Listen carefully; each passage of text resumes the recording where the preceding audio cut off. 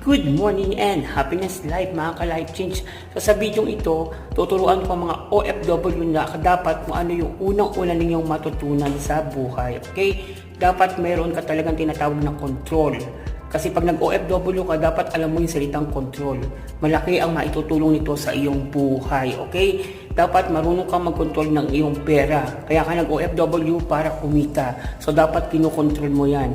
Alam mo dapat kung saan mo i-divide yung kinikita mo. Kasi kung hindi mo alam, mawawala ka ng out of balance or sabihin natin na magkakaroon ka ng tinatawag na failure sa iyong pagka-handle ng kaperahan. So unahin mo yung mga priority kung ano yung dapat. Okay? Next is kung ano yung may silbing bagay na pwede mong bilhin na magagamit mo in future. Third, saka na yung wants. Okay? Kasi hindi mo naman kailangan yung mga ibang wants mo kasi mga leisure lang yon.